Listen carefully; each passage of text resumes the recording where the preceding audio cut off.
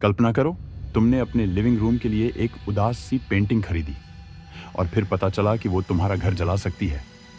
हाँ, मैं बात कर रहा हूं द क्राइंग बॉय की, तुम्हारे एक्स की नहीं, बल्कि एक रहस्यमय पेंटिंग की जो आग लगने पर भी बची रह जाती थी, जबकि बाकी सब राख हो गया। एक आर्ट क्रिटिक का सबसे बुरा सपना, है ना? Chapter 1, the crying boy painting. आखिर है क्या? 1950s में एक इटालियन पेंटर जियोवानी ब्रागोलिन एके ब्रूनो अमाडियो ने कुछ बहुत ही इमोशनल बच्चों की पेंटिंग्स बनाई, और मैं बॉलीवुड लेवल इमोशनल की बात कर रहा हूं। ये पेंटिंग्स मास प्रोड्यूस हुई और पूरे यूरोप, खासकर यूके में 70s और 80s के दौरान खूब बिकी। अजीब बात ये कि लोग अपने घरों में इन रोते बच्चों की तस्वीरें बड़े प्यार से लगाते थे। अब सोचने वाली बात, क्या आप अपने लिविंग रूम में एक रोते हुए बच्चे की पेंटिंग लगाना चाहेंगे? वैसे एक दोस्त, सैटर्न नाम का, उसके लिए पूछ रहा हूं। खैर, यह पेंटिंग बहुत पॉपुलर हो गई और फिर अचानक बहुत ही कर्सड बन गई। चैप्टर 2, 1985 की जलती हुई बद्दुआ। अब एंट्री होती है द सन न्यूज़पेपर की। असली सूरज नहीं, बल्कि वो ब्रिटिश टैबलॉइड। 1985 में उन्होंने ये हेडलाइन छापी, blazing curse of the crying boy. बताया गया कि दर्जनों घरों में आग लगी और हर घर में वो पेंटिंग मौजूद थी। और क्या बचा? ना डॉग, ना डायरी, सिर्फ और सिर्फ क्राइंग बॉय पेंटिंग, बिना एक खरोंच के। डरावना है ना? यहां तक कि फायर फाइटर्स भी उससे डरने लगे। कई ने बताया कि उन्होंने उस पेंटिंग को जल चुके घरों में यूं पड़ा देखा जैसे आग का उस पर कोई असर ही नहीं हुआ। भाई, क्या तुम एस्बेस्टस से बने हो? चैप्टर 3, थ्योरीज की शुरुआत। अब आप सोच रहे होंगे, ये पेंटिंग आग से बच कैसे गई? तो सुनिए कुछ टॉप थ्योरीज, डरावनी भी और बोरिंग साइंटिफिक भी। Paranormal theory. कहा जाता है कि पेंटिंग में जो बच्चा है उसका नाम डिएगो था, एक मूक स्पेनिश अनाथ। हर फैमिली जिसने उसे गोद लिया, उनके घर में आग लग गई।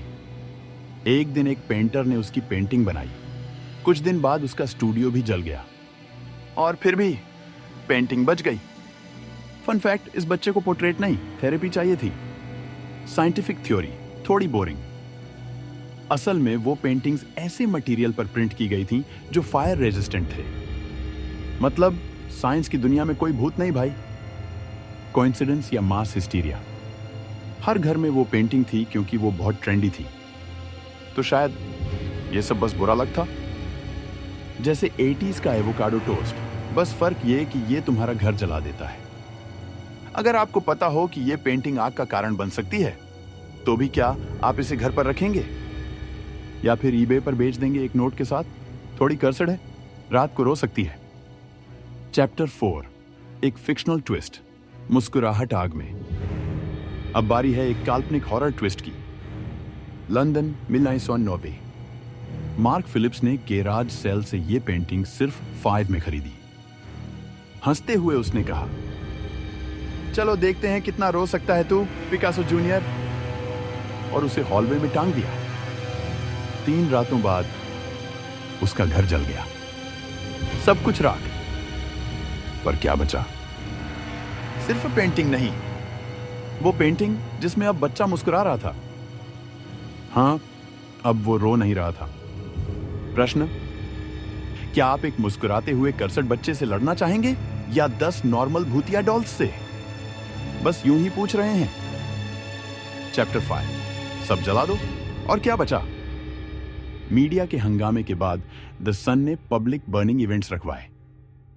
लोग सच में इकट्ठा होकर इन पेंटिंग्स को जलाते थे, जैसे ब्रेकअप के बाद एक्स की फोटो जलाना। एक तरह की ग्रुप थेरेपी, लेकिन आर्ट के लिए। आज भी कुछ लोग मानते हैं कि यह कर्स रियल है, कुछ लोग कहते हैं सब बकवास है। लेकिन एक बात सच है, फायर फाइटर्स आज भी इसकी फुसफुसाहट करते हैं, कलेक्टर्स आज भी इसे खोजते हैं, और शायद कहीं वो बच्चा फिर से मुस्कुरा रहा हो। तो अगली बार जब किसी फली मार्केट में एक रोते हुए बच्चे की धूल भरी पेंटिंग दिखे, सोच लेना 2 बार घर लाने से पहले।